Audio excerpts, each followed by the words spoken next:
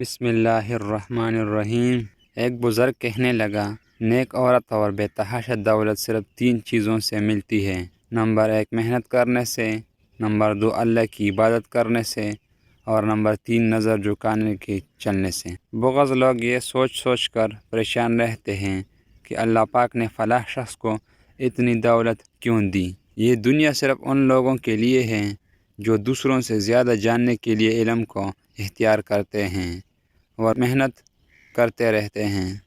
ہر کام میں اور ہر مقصد میں اللہ کی بڑائی، ملک کی بھلائی اور حق کی تلاش مد نظر رکھیں۔ جو کچھ اپنے اور اپنے والدین اور بیوی بچوں کے کھانے پینے میں خرچ کرتے ہو، تمہیں اس کا حساب دینا ہوگا، لیکن جو کچھ تم مہمان اور دوستوں کے کھانے پینے کے لیے خرچ کرتے ہو، اس کا حساب نہ ہوگی۔ جب تم خیرات کرو تو تمہارے دائیں ہاتھ کرتا ہے، اس کی خبر بائیں ہاتھ کو نہ ہو۔ خاوند اور بیوی دونوں ہی ایک جسم کی مانند ہیں، اس لیے جس اللہ نے جوڑا ہے، انسان اسے حتی المقدر جدا نہ کریں۔ تجھے اپنی زندگی کا سفر اکیلے ہی طے کرنا پڑے گا، کسی ہمراہ کی امید پر بھروسہ نہ رکھ۔ بے احسان سخاوت کرنا اور دولت میں تواضع کرنا جوانمردی کا نام ہے۔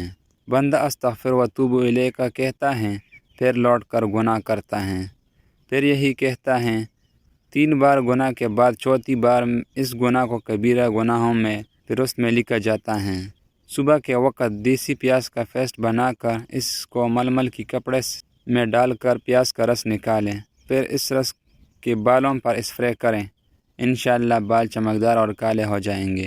سخاوت یہ ہے کہ بہت سی مال سے تھوڑا سا مال ضرورت مندوں اور مستحقوں کو دیں، بلکہ سخاوت کا مطلب یہ ہے کہ اپنے استطاعت سے زیادہ ضرورت مندوں کو دی جائے۔ اللہ تعالیٰ نے حشر والے دن ہر بندے سے اتنا حساب لے گا جتنا اسے دنیا میں عقل دی گئی تھی۔